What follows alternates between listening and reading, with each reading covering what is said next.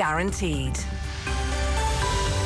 Cold and blustery tonight with some showers, most frequent across the north and west. Lowest temperatures of 1 to 4 degrees. And now you're up to date on News Talk. Off the ball. This is News Talk.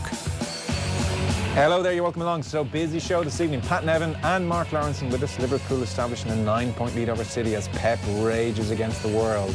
We also hear from Martina Cox, wife of Sean, who was also at Anfield yesterday. She spoke to Nathan Murphy ahead of kick-off. That's on the football show. Sean Ingle with us on the latest intricacies at Team Sky. It is all getting a bit surreal. Erectile dysfunction, the reason testosterone turned up at British Cycling's base in Manchester, apparently, although this has been then denied by the coach who was, I didn't want to say accused of having erectile dysfunction, but it was for him, apparently, but he says, not for me, I don't know what the hell this is about. It's all gone a bit bizarre. And we'll have Monday Night Rugby Interpros over the weekend, and the Heineken Champions Cup season gets underway this weekend. Keith Wood and Rory O'Connor with us. Rory is here now, hello. Hey Joe. How you doing? Very well, yourself? Welcome home, Rory. Thank you. I got exam ass. It's good. Richie McCormack here as well. Hey Joe, you alright?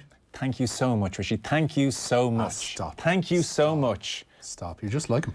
He said he wasn't being sarcastic. He was. In what must be the most sarcastic thing he had said ever.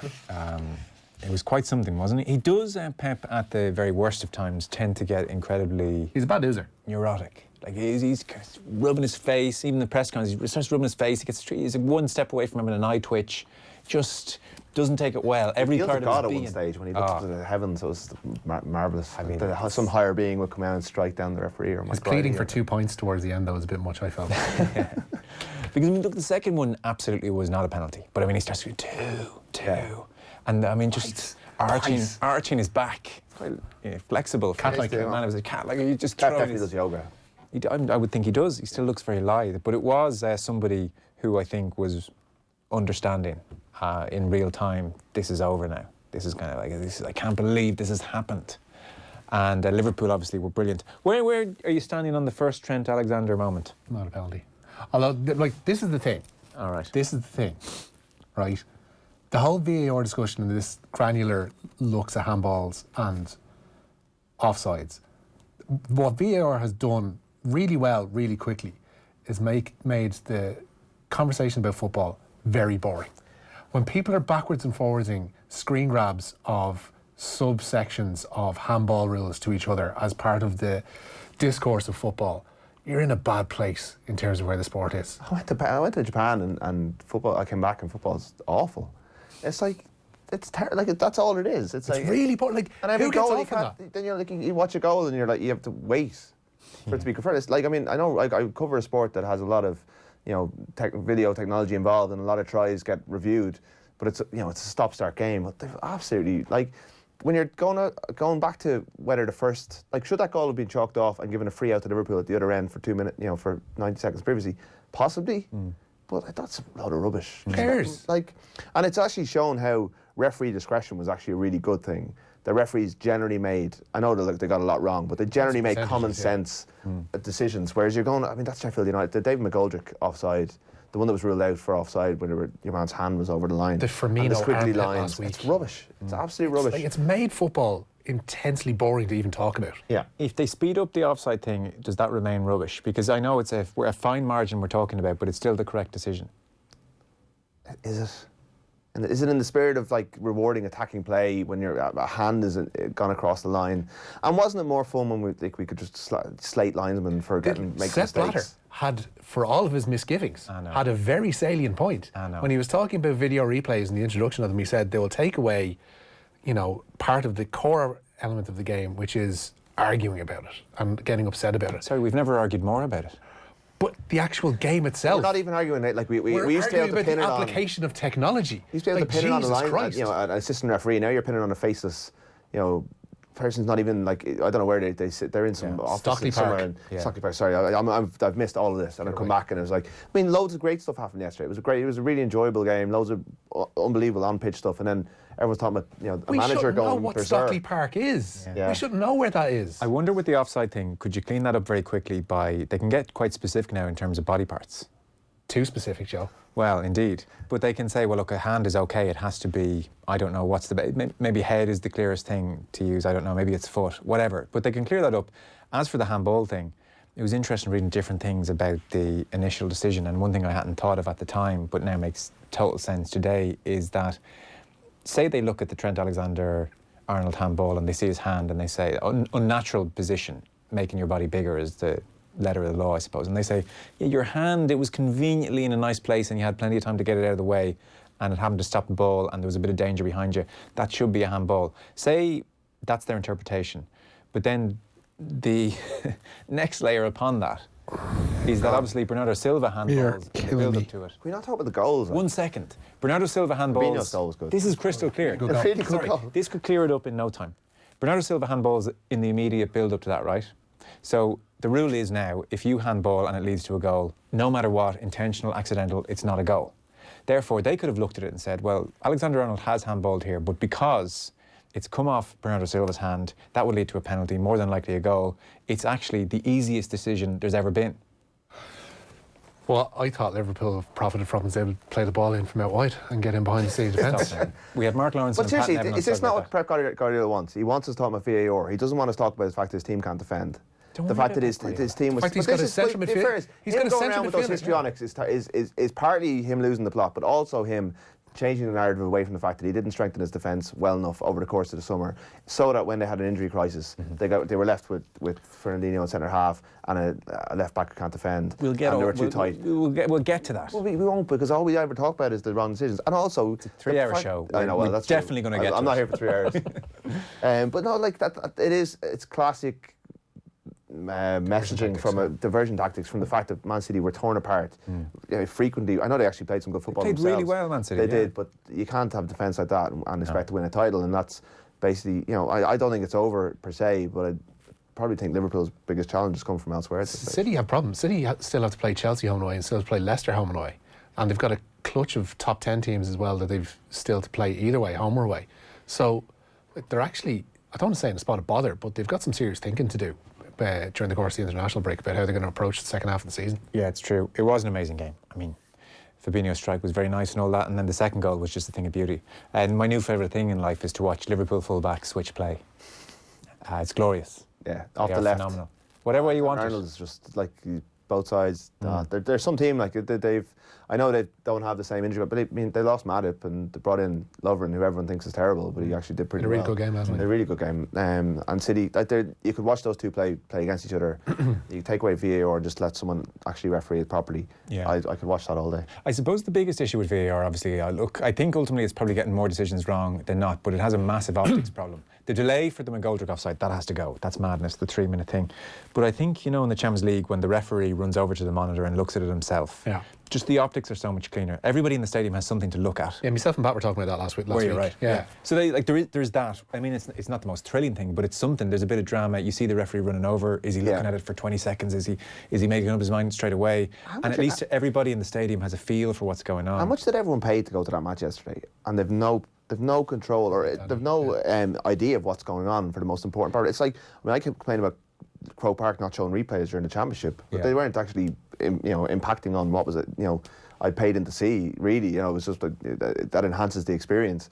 I mean, I can't imagine being in a rugby stadium and a TMO decision's being made and you can't actually watch it. It's funny you mentioned Croke Park. That too. It's funny you mentioned Croke Park, because I was going to ask, is it unique to English football that they don't trust the crowds to act responsibly when they're shown contentious decisions on the big screen, and that's why we're not seeing it? I know Old Trafford and Anfield don't have big screens, they could sort that out. But is it like, we can't trust the mob to handle it? But actually, it's funny you mentioned Croke Park, because we don't get contentious decisions there. Although, for the football final, after a bit of furore from the hurling final, there was more. A bit more. Certainly the drawn game that I was at, they showed a lot more replays than they did before. But isn't it the only place that has a screen as well, though?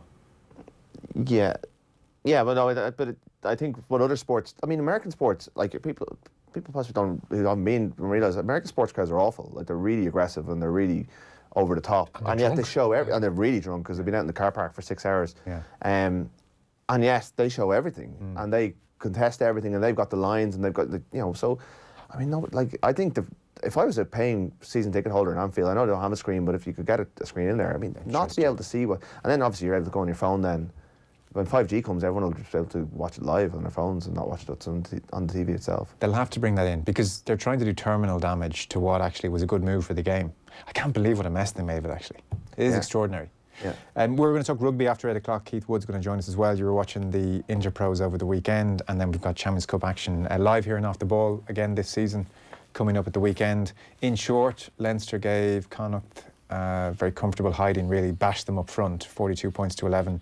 And then Munster should have won more comfortably, I think, was the sense. Yeah, I thought Ulster stayed in it well. I thought Ulster ticked pretty much every box you wanted to tick going to Thomond Park, but they made too many mistakes in their own game. But I mean, Stuart McCluskey picked off a pass with 2 minutes to go, and only for Rory Scannell pulled off like a wonder tackle to stop him. He was away, and Ulster could have celebrated a pretty famous, well, like it obviously happened in a pretty quiet weekend, but to go there where they were actually hosed out the gate last year, I thought it was a pretty sturdy performance by Ulster. I thought Jack McGrath looked back close enough to, not more close to what we knew him as, you know, even he won a couple of scrums and he was getting in players' faces, and that's something you like to see. So I think they're all looking, and Connacht are banged up, but three of the 4 provinces are looking in good nick for the Champions Cup, despite the fact that the Ireland players were largely on their holidays until last week.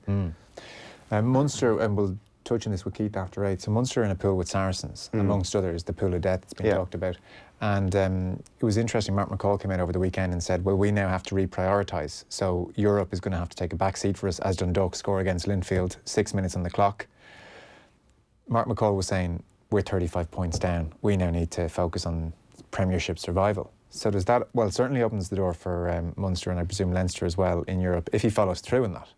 Yeah, and Racing are not as good. Like, when the draw was made, it looked like a really, really tough pool for Munster. They've got Racing with their Munster connection coming over, but Racing have had a really poor start to the season, so they're going to have to start focusing on top 14. And Ospreys are terrible, so they should be targeting 10 points off them. So Munster do look like they have a window to get out of a pool that it looked like was going to be very difficult to get out of. I can't see Saracens completely ditching the European Cup. I do think that they will give it their best shot, and they have the best academy in England, as well as having the best top level squad. And if they did have to shed a couple of internationals, they have a lot of good players coming through. So it might be no harm for the English game to spread out some of those really high functioning players and then bring through some of the younger ones. So, but I do think Munster are in a much better position than it looked like in June whenever that draw was made in Switzerland. Okay, we'll talk about it after 8 o'clock. Some text coming in. Sepp Blatter was right after all. You beat me to it, Richie. VAR doesn't suit football. Not enough natural breaks. This is the worst thing about it. We're praising Sepp Blatter, Joe. Well, it's a sad day. A striker skillfully holds his run and his hand waves beyond the offside line and the skill goes unrewarded, says Aaron. And on that theme, Francis and Galway, could they not make the margin for error a little bit larger when it comes to offside? Like a slightly bigger line, not measuring by an inch. Might have to look at something like that. Yeah, it's a good point. Get that Liverpool muppet off the radio. Which one? Who? I don't think anyone. It was a Stonewall handball and the game should have been stopped. Or maybe it's me, actually, because I was bringing up if they looked at the Silva handball first, that may have been the reason they didn't give the penalty. City were protesting the handball. Liverpool scored. The officials have once again ruined what could have been a great contest. City had 3 penalty shouts and were robbed. Yeah, no, I'm making the point. We don't know if they looked at the Silva handball first and said, well, that can't lead to a goal, so boom, it's chalked off. But we don't actually know is the point. And I don't think they've ruined a good contest, because it was actually still a really good contest and a really good game, despite the best efforts of the officials. Yeah. OK, let's start the news round. Mark Lawrence is going to join us in about 15 minutes' time or so. Pat Nevin on the football show. You are starting, Richie, with Mick McCarthy, who was given the first of, I presume, several press conferences this week. Yeah, first time we've heard from Mick this week, and he's waiting to hear the results of a scan on Aaron Connolly, the Brighton striker, injured his groin in yesterday's Premier League defeat to Manchester United. Ireland play New Zealand in a friendly on Thursday night before Denmark visit the Aviva on Monday for that make-or-break Euro 2020 qualifier. McCarthy says the likes of Leo Connor, Troy Parrott and Jack Byrne could all have the chance to impress on Thursday night. Yeah, there'll be some of the younger lads who will play. Definitely. Anyone in particular you excited at looking at? Leo Connor, Troy Parrott, maybe? Well, they're the young ones, so that's every chance, yeah. I've already said, I said the other night, that Jack will be involved. He'll play some part of the game. So, yes, I expect they will be playing.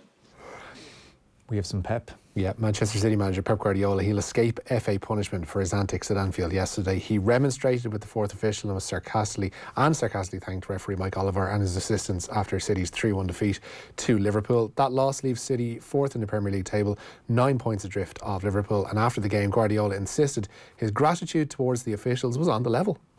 No, I was not sarcastic. I was thank you so much. I said the same in Tottenham game when we play at home. Thank you so much. So, most of the times when I go to the referees and my colleagues, always I said thank you so much, good luck, all the time. Ask to Mike Ruaidhri, please, and his people, not to me. Yeah, that's the point. That's the point. You talk about the game. I'm not here to talk about the decision, the referee. So ask to them, my friend. So all the time you have to come here about everything, about the decisions, the referees or VAR, why is one day is 10 and now it's not 10. Don't ask to me, ask to them. So knock the door, phone call, and maybe they can answer. Don't ask to me, please. I mean, Pep, at least own it. If you're going to go and be that sarcastic, that publicly, at least just own it. It's all about the tone. See, he couldn't, because I think it was when Mourinho was in charge of Chelsea in the second spell. There was that game where they lost, I think it was Villa. And he said the referee's performance was fantastic and amazing and stuff like that. Got a 10 grand fine. Oh, like sarcasm and sarcastic clapping gets a fine. But I just think if Pep has decided I'm going to go over here and do this, then you have to take the 10 grand fine. You can't lie, barefaced lie to people. It's not a good look. I'll keep the 10 grand, Jim. I wasn't being sarcastic. I say good luck to all the referees. So that's Pep. We'll play some more what he was saying on the football show with Pat Nevin and some of Jurgen Klopp. Meanwhile, Champions Cup. Yeah, we're going to find out the real All-Ireland champions tonight. The inaugural United Union Champions Cup is coming to its conclusion at Oriel Park. It's Dundalk 1, Linfield 0 after 11 minutes of play at Oriel. That goal coming from Georgie Kelly after some fine work down the left-hand side from Michael Duffy. It was a 7:05 start to that one. I was just going to say, it's a surefire way of killing Linfield's enthusiasm for an All-Ireland League to put them in the Dundalk away section at Oriel Park for the night, because, especially in November. It's the worst away section in the country by a mile. It's horrible. You wouldn't rush back twice? Absolutely not. And they've all been bussed in and out because of fears over their, probably over their own safety and over trouble because of what happened between the clubs 30 years ago. But it's not a long trip, to be fair. No, it's not, in fairness. It's something of a local derby. Hopefully it goes well, because it would be great to have. But better crowds there tonight than there was at Windsor on Friday. It was sparse. Probably about the same amount of people, though. Like, they were saying Oriel would be quite happy in Dundalk with 2,500. In fairness, Linfield have travelled down in big numbers. I haven't seen the away section that packed in a long time. Sean Cronin? Yeah, he'll miss Leinster's Heineken Champions Cup game with Benetton on Saturday. The hooker has returned to light training, but he's still recovering from the neck injury sustained during the Rugby World Cup. Robbie Henshaw is in contention this week, despite being late withdrawal from Friday's thrashing of Connacht due to illness. Will Connors is following the return to play protocols, having suffered a head injury at the sports ground. Leinster senior coach Stuart Lancaster says Saturday will be far from a guaranteed victory. Very, very well coached. Kieran Crowell's an excellent coach and really well organised. They have a very strong blend of Italian national players alongside overseas players, which make them competitive. You think about our previous games against them at the RDS. I think we drew 27-0 last year. We lost the year before that. We struggled to beat them away from home at the start of this season. They probably could have got on top of Munster in the playoff game at the end of last season. They qualified by right because of the Challenge Cup the previous year. They probably should have made the quarterfinals of that. So, no, I mean, there's no complacency at all about playing Treviso. You know, we respect everything about them. And, you know, it's an opening game. You know, we're just fortunate the opening game's at home. What would you expect from Treviso? I think that they'll be good. I think Leinster should be good enough to beat them. Treviso are one of the Pro 14 success stories. He's right, they should have beaten Munster in Thomond Park last year in that quarter-final, whatever they call it, the playoff, semi-final playoff or whatever it is. They're a good team, well coached, as you said. They can beat a lot of teams, but I think Leinster actually got it lovely that they played them first. They can probably, fight to a good win against them and then play them last when their interest is probably going to be over in the tournament. But they're not, you wouldn't take them lightly. They are actually a good team now. I think Zebre are still quite weak, but Treviso have really put something together there, which is good, because Italian rugby has been at a very low ebb for a while. Sure. It's good to have them at the table at least. And come here, after 7 weeks trekking around Japan, are you taking a holiday? Took last week off. I'm technically off the moment. I'm back for this weekend. Okay. No, the season goes on till mid-July. So I'll be here before you know it. News, yeah, absolutely. 2 weeks in Australia at the end. It's not a bad way to finish. James McLean. Fun time for all. Football Association investigating the behaviour of Barnsley fans towards James McLean. It's reported that referee Jeremy Simpson has included an allegation of discriminatory behaviour in his match report from Saturday's game at Oakwell. The Stoke winger is greeted with boos at his every touch over his continued refusal to wear a remembrance poppy. The home fans at Oakwell also chanted anti-Pope and anti-IRA songs during the 4-2 win for Stoke, a first under Michael O'Neill, of course, as well. Yeah, I mean, look, that's an annual event at this stage. Something we'll touch on with Pat Nevin is this whole story, but Miguel Delaney wrote about it a couple of days ago. It was really a good piece where he was obviously noticing, as I think we all have, that the, efforts to mark armistice and this time of year have increased exponentially around football clubs over the last decade or so, and Miguel is kind of wondering, well, like, why is this? What's going on? I mean, we literally have a poppy mascot now being guided onto the pitch, and he was saying they even at Arsenal were serving pastries with poppies on it and red jam inside. He was saying maybe it was not the most thought out way of marking Remembrance Day. And I hadn't fully realised this, but he put a link in the piece to the Daily Mail 10 years ago where the Mail launched a big campaign in 2009 pressurising Premier League clubs to have the poppy on the jersey, and it was like 3 clubs to go. Manchester United still haven't signed up to the Mail's poppy campaign, and it seems to have increased year on year on year. And Miguel was saying that he's noticed recruitment trucks outside stadiums now, or certainly there was one outside Stoke, and he feels... For military? Yeah, it's something you see more in disadvantaged areas, which instantly got you thinking of parallels with what happened with the NFL post 9/11, where it turned out the military were paying huge money for the privilege. Now, I'm not suggesting, and Miguel's certainly not suggesting that's what's happening here, but he was just saying, what's going on It certainly here? mirrors it, isn't it? I mean, it is what comes to mind, because it was that one thing that he said as Dundalk score a second. Big Brian Gartland. Brian Gartland, big header. That Jesus. It wasn't there. Like, you sometimes have to kind of ask yourself, did I just miss this when I was watching the big match in the 90s? That is... There was a time, This wasn't here 15 years ago. It was a minute silence. Coming up to Remembrance, there was a minute silence before, and the games before Remembrance Sunday, and that was it. And that was a time when there was survivors of World War I and World War II still alive and possibly at the games, and the Chelsea pensioners were all former servicemen from that time. There was more of a link, whereas now it's just weird. The poppy certainly, as I seem to remember it unfolding at the time, had a bit of a resurgence with the Iraq War, and there were, it was a way of saying, well, we're at war now technically, so it's for the troops past and present, and that kind of got the ball rolling. And then, but football, more than most industries and broadcast media, have just would you imagine if a football club said, do you know what, we don't make too much of a statement here, we're going to retract the whole poppy thing, maybe it's not our place. It'd be hot over the coals. You just couldn't do that. It's weird. Yeah. Then again, if the root of something is a Daily Mail campaign, you're going to be in trouble from the get-go anyway. I mean, that's the road we've headed down, and it's just weird to see how it has snowballed. We've gone from 1 minute silence to 2 weeks of games. You have to the home and away games essentially that you're playing the lead up to Remembrance Sunday have to be marked by a minute silence, and also the wearing of the poppies for the month entirely of November, or end of October, start November. It's just weird. It's tacky as well. To look tacky is becoming tacky. It's not what it was. I mean, it was quite a respectful. And if it was just, if it was just a wearing of the poppy and a minute silence and a trumpet here at the start of the game, I think people would generally be okay with it. But there is this. I mean, I don't know if you follow there's an account on Twitter that basically. Oh, Poppy Watch. Poppy Watch. I mean, it's incredible. People are doing very, very strange things. People on Question right Time now with massive poppies taking up the entire side of a jacket. Poppies. There's a darts player who gets a poppy tattooed and this guy, I mean, it's gone very, very strange, and it's very hard. It's one of those moments where you realise there is a big cultural difference between Irish people and English people. You prefer the early stuff, is what you're saying? Absolutely, but it was because they do it before New Zealand rugby games during the Super Rugby and stuff. I think they have Armistice Day in a different. They do this, but it's much more reserved and much more appropriate. About it's quite dignified, whereas this has lost any sense of dignity whatsoever, especially when McLean is being pursued. But we did see the other side of it with Alan Manus a couple of weeks ago, which was pretty unbecoming of those who criticised him as well. Yeah. Well, we'll chat about it on the football show a little bit with Pat Nevin. Unai Emery, meanwhile. Yeah, given the vote of confidence from the Arsenal board, the club staff were told at a pre-planned meeting today that while they're disappointed with recent results and performances, the Spaniard is the right man for the job. Arsenal are 8 points adrift of the Premier League's top 4. One man out of work though tonight is Neil Warnock. He stepped down as Cardiff City manager by mutual consent. He led the club to promotion to the Premier League in 2018, but they're now 14th in the Championship after being relegated last season. Their most recent result was a defeat as well.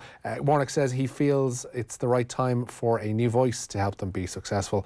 In July, the 70-year-old claimed that this season would be his last. We could be looking at the last of Neil Warnock. I wonder did Roy give him a ring?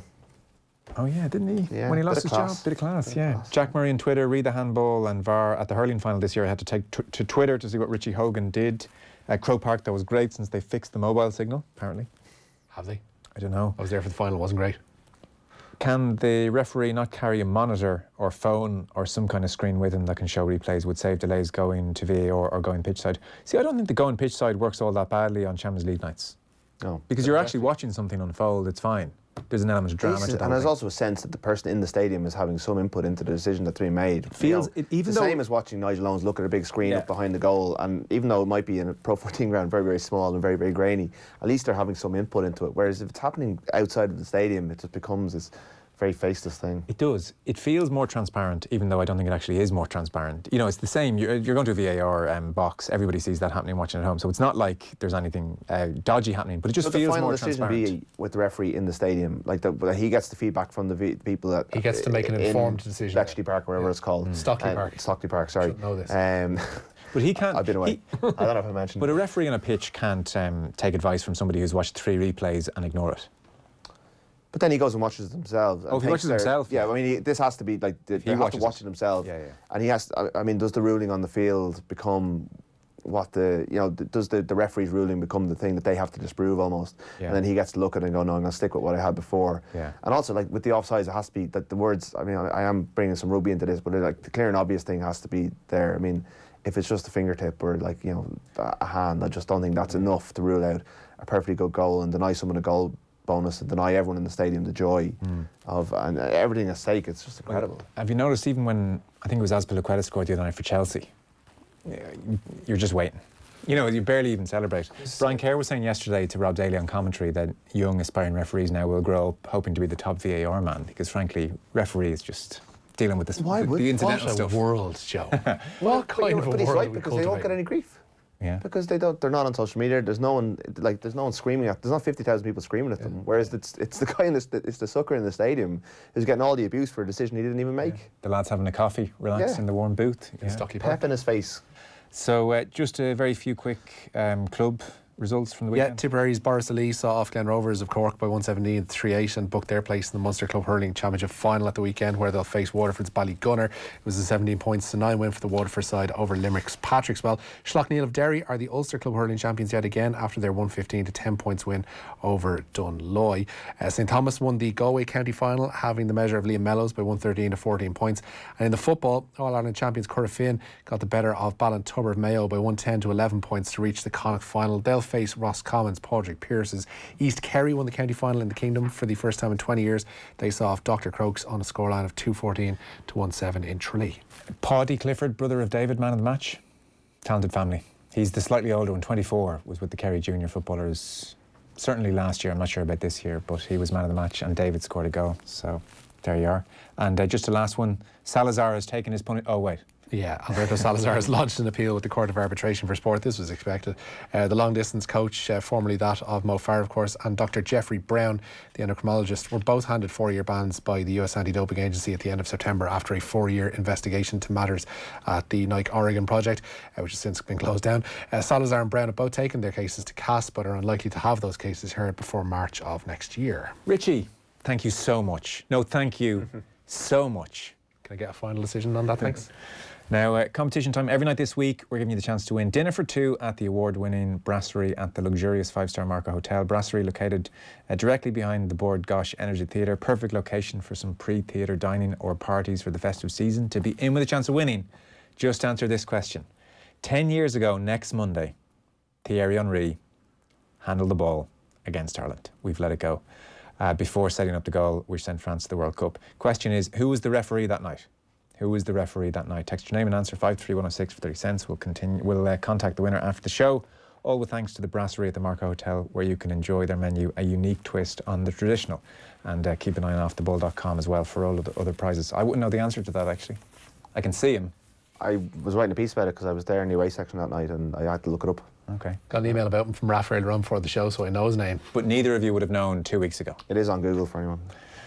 I mean, I suppose most things are. That's the beauty of the mystery voice. You can't Google it, I guess. Anyway, referee 53106. Rory O'Connor back with us just after 8 o'clock. Richie, thank you, and in a sincere way. And we've Mark Lawrenson next. You can never. Off the Ball on News Talk. We've brought our lowest prices ever across the Super Value range down every aisle. And the good news is they're here to stay. That's right, our low prices are staying down. Super Value Strawberry Yogurt 4-pack $1.49. Super Value Kidney Beans 23 cents. Super Value Chunky Biscuit Bar 6-pack $1.29. For the best quality, low prices that compete with anyone, it's got to be Super Value. Come and experience the thrill of racing at the Tote.com Fortria Chase Day in Navan Racecourse. Enjoy 8 electrifying National Hunt races with live music after racing. Admission just €13.50 when booked online. Don't miss out. Sunday, November 10th. For more packages and booking, visit navanracecourse.ie. Take a leisurely stroll down Salt Hill Promenade and check out Sea Point Leisure, Galway's largest indoor family entertainment centre. Our amusement arcade is packed with games to keep the family entertained. And for grown-ups, Sea Point Leisure Casino has all the latest games, straight from Vegas. Oh, and don't forget Big Bingo, every Thursday to Monday. 10k jackpot available nightly. Sea Point Leisure. Find us on Facebook and near the roundabout on Salt Hill Promenade. Casino and bingo over 18s only. Visit gambleaware.ie. Taste of Dublin.